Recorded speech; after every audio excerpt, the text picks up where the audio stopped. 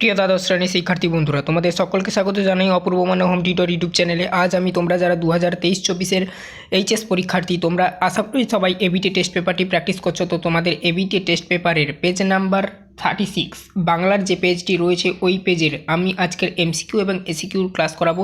তো চলো শুরু করছি আজকের ক্লাসটা। পুরো ক্লাসটা তোমরা মনোযোগ সহকারে দেখবে। চ্যানেলে নতুন হয়ে থাকলে চ্যানেলটাকে সাবস্ক্রাইব করে নেবে। কলেজ পর্যন্ত তোমরা আর্টস এবং কমার্সের সমস্ত বিষয়ের ক্লাস পাবে এবং বিভিন্ন প্রকারের সরকারি চাকরি পরীক্ষার প্রিপারেশান বা প্রস্তুতি নিতে পারবে আমার চ্যানেল থেকে ফ্রি অফ কস্ট। চলো শুরু করছি আজকের ক্লাস।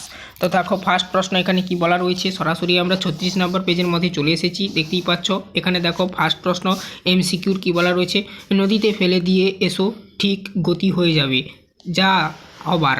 কথাটি দেখো, এই কথাটি কে বলেছেন, কথাটি বলেছেন কিন্তু চৌকিদারের, এই কথাটি কিন্তু চৌকিদারের। এবারে দেখো বলেছেন বললাম কারণ তোমাদের প্রশ্নপত্রে এরকমই ঘুরিয়ে দিয়ে দিতে পারে, এই কথাটি বলেছেন এরকম দিয়ে দিতে পারে, কিংবা এখানে শুধু দেখতে পাচ্ছ যে ডট দিয়ে কথাটি বলা রয়েছে, তো এখানে চৌকিদার হবে, এভাবেই উত্তরটাও তোমরা লিখতে পারো। তো উত্তর হয়ে যাবে চৌকিদার প্রথম প্রশ্নের। দ্বিতীয় নম্বর প্রশ্ন বা 2 দাগের প্রশ্নে যাচ্ছি সরাসরি। এবারে আমরা দেখো মহানাম শতপথী তো এলো না, ঠিক আছে, মহানাম শতপথী এলে কি হবে, উত্তর হয়ে যাবে ছড়াত হবে, ছড়াত, ঠিক আছে। অপশান গ হবে সঠিক উত্তর 2 দাগের প্রশ্নের। 3 দাগের প্রশ্ন দেখো, দারুণ হতাশা জেগেছে ওর মনে, কার মনে হতাশা জেগেছে, মৃত্যুঞ্জয়ের মনে। অপশান খ হবে সঠিক উত্তর 3 নম্বর প্রশ্নের। 4 নম্বর প্রশ্নে যাচ্ছি, করিম ফরাজি একদা ছিল পেশাদার লাঠিয়াল, ঠিক আছে, অপশান খ হবে সঠিক উত্তর। 5 নম্বর প্রশ্ন দেখো, মাছের ঝোলের সঙ্গে কোন চালের ভাত খাওয়ার উল্লেখ আছে, এখানে সঠিক উত্তর হবে রামসাল, অপশান খ। 5 নম্বর প্রশ্নের উত্তর অপশান খ হয়ে যাবে 5 নম্বর প্রশ্নের উত্তর, ঠিক আছে। নিহত ভাই এর দেখো মানে এখানে দেখো ডট ডট ডট ডট দিয়ে দেখি, এবারে কি দেখে, সব দেহ, সব দেহ, অপশান গ হবে সঠিক উত্তর। এবারে দেখো 7 নম্বর প্রশ্ন দেখো, আসন্ন মানুষের শরীরে কবি কি লিখেছেন, ধুলার কলঙ্ক। 8 নম্বর প্রশ্ন দেখো, হরিণটি কোন সময়ে জন্য অপেক্ষা করেছিল, উত্তর হয়ে যাবে কি না, এখানে অপশান খ হবে সঠিক উত্তর, ভোরবেলার জন্য কিন্তু হরিণটি অপেক্ষা করেছিল। সে কখনো করে না বঞ্চনা, কে বঞ্চনা করে না, সত্য কখনো করে না বঞ্চনা, উত্তর হয়ে যাবে সত্য। তমে ঘোড়া নেই করি চঞ্চল, খবর নেই আসিবি, ঠিক আছে, কোন দেশের যাত্রার মানে সংলাপ এটা, উত্তর হয়ে যাবে কি আসামের। আসামের যে সমস্ত যাত্রাগুলো হয় সেই সমস্ত যাত্রায় এই সমস্ত সংলাপগুলো ব্যবহার করা হয়। অথবা এবারে দেখো, এবার 11 নম্বর প্রশ্ন অথবা দেখো, কাল রাতে রজনীকান্তকে ঘুম থেকে তুলে ট্যাক্সি ডেকে দিয়েছি, কে ট্যাক্সি ডেকে দিয়েছিলেন, রামব্রিজ, উত্তর হয়ে যাবে রামব্রিজ। 12 নম্বর প্রশ্ন দেখো, রামব্রিজ কত টাকা বকশিস পেয়েছিল, 3 টাকা, 3 টাকা বকশিস কিন্তু রামব্রিজ পেয়েছিল। এবারে দেখো 13 নম্বর প্রশ্ন অথবা, সংস্কৃতে 13 পেয়েছিলাম বলেই হেড পণ্ডিত স্কুলে আমাকে প্রবেশ করতে দেননি, এখানে কি প্রমোশন দেননি, ঠিক আছে। উক্তিটি কার, উক্তিটি হচ্ছে অমর গাঙ্গুলির, ঠিক আছে। তারপরে দেখো নেক্সট প্রশ্ন দেখো 14 নম্বর প্রশ্ন, এসব বাজে কথা আমি বিশ্বাস করি না, বাজে কথাটি কি, নাট্যাভিনয় একটি পবিত্র শিল্প, অপশান গ হবে সঠিক উত্তর। উত্তরটা কী হবে, নাট্যাভিনয় একটি পবিত্র শিল্প, এই কথাটা তিনি, ঠিক আছে, মানে এই কথাটি তিনি বাজে কথাটি বলেছেন। তারপরে দেখো এখানে অথবা দিয়ে 15 নম্বর প্রশ্ন 14 পর অথবা 15 নম্বর প্রশ্ন দেখো, the night is calling me me me বিভব নাটকে উল্লেখিত সংলাপটি কোন দেশীয় নাটকের সংলাপ, উত্তরে যাবে বার্নার্ড শ, ওকে, বার্নার্ড শ এই নাটকের সংলাপ। তারপরে দেখো এখানে দেখো, এখানে 16 নম্বর প্রশ্ন দেখো কি বলা রয়েছে, মার্দানা বলিকান্ধারীর কাছে কতবার জল চাইতে গিয়েছিল, 3 বার, উত্তরে যাবে 3 বার। অথবা প্রশ্ন দেখো, গলদেরকে নিপাত করেছিল, উত্তর হয়ে যাবে সিজার। টপ্পা গান বাংলার জনপ্রিয় করেছিল কে, উত্তর হয়ে যাবে রামনিধি গুপ্ত।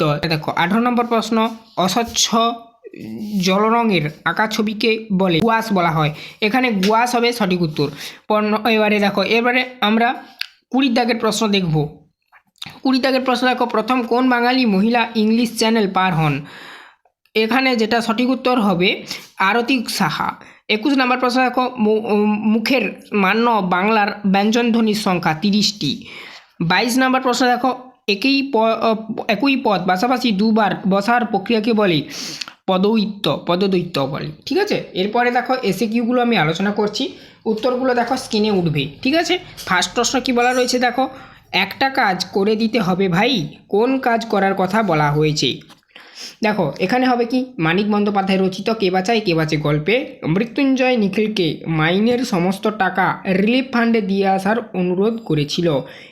এই কাজটার কথাই বলা রয়েছে, ঠিক আছে। মানে এই যে নিখিলের যে সমস্ত মাইনের যে টাকাটা সেটা কিন্তু রিলিফ ফান্ডে দিতে হবে, এটাই হচ্ছে মানে বলেছিল মৃত্যুঞ্জয় নিখিলকে আর কি।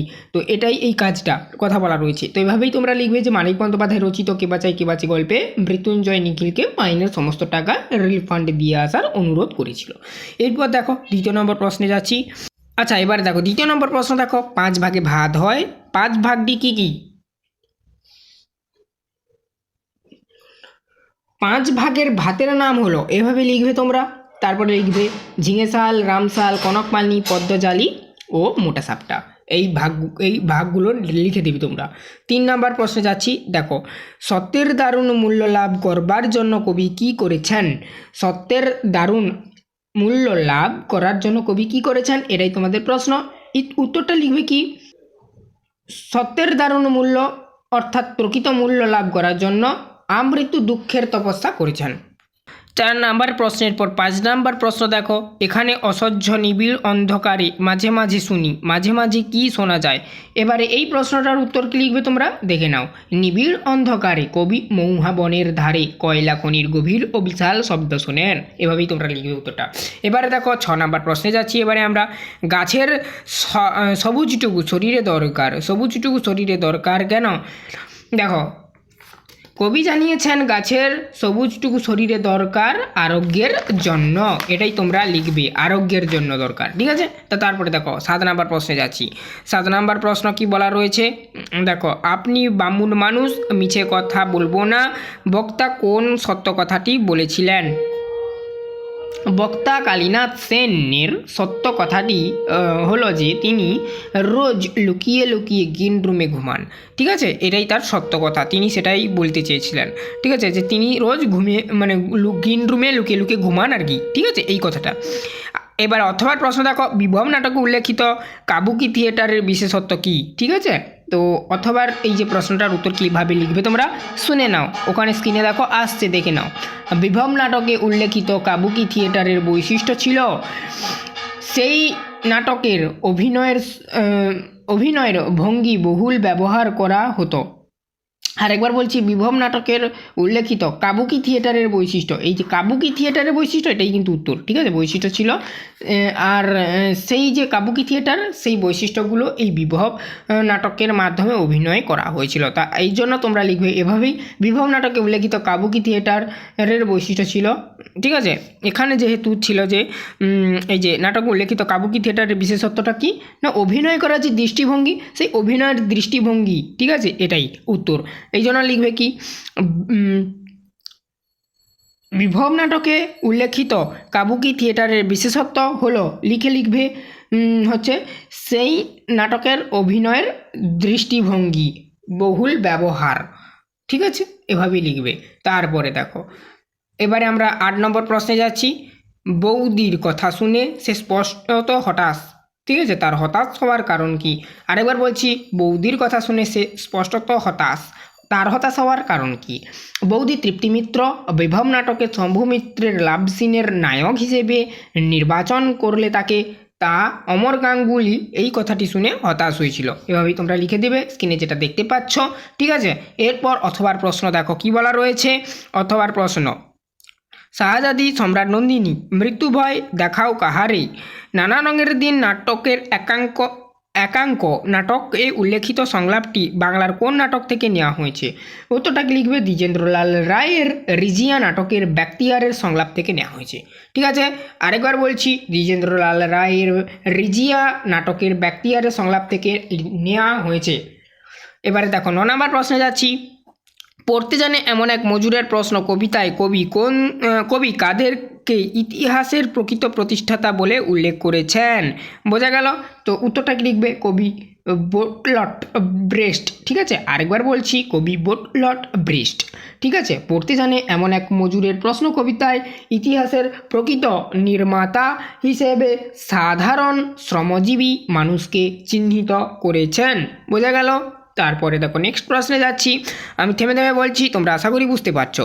অতবার প্রশ্ন দেখো, হাসান আবদালের বর্তমান নাম কি? হাসান আবদালের বর্তমান নাম কি? এবারে উত্তরটাকে লিখবে, হাসান আবদালের প্রকৃত নাম বা বর্তমান নাম হলো পাঞ্জা সাহেব। পাঞ্জা সাহেব। সুর তরঙ্গ। এবারে 10 নম্বর প্রশ্ন দেখো, সুর তরঙ্গ কি? উদাহরণ দাও।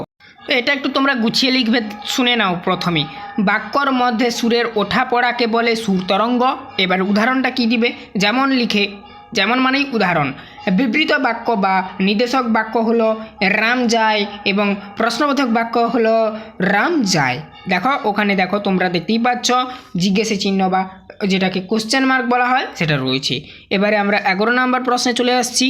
LAD যাকে বলা হয় ল্যাড, এর পুরো নাম কি? উত্তরটা দেখো ওখানে লেখা রয়েছে বা আসছে স্ক্রিনে দেখো, ল্যাঙ্গুয়েজ অ্যাকুইজিশন ডিভাইস। ব্যাকেটে দেখো ভাষা অধিগ্রহণ ডিভাইস বা যন্ত্র, যাই বলো না কেন। তো আমি ওই জন্য যন্ত্র লিখে দিয়েছি। ডিভাইস মানে ইংরেজি কথা, যন্ত্র মানে বাংলা কথা, তার জন্য যন্ত্র লিখে দিয়েছি, ঠিক আছে, ব্যাকেটের মধ্যে। এবারে দেখো 12 নম্বর প্রশ্নে যাব। 12 নম্বর প্রশ্ন কি বলা রয়েছে তথা দেখো এরপরে এটাই শেষ প্রশ্ন এসিকিউ। দেখো শব্দার্থের সংকোচের একটি উদাহরণ দাও। ঠিক আছে, শব্দার্থের সংকোচের একটি উদাহরণ দাও। মৃগ এই শব্দটি, ঠিক আছে, আর একবার বলছি, মৃগ এই শব্দটির অর্থ হলো বনের পশু বা বন্যপ্রাণী।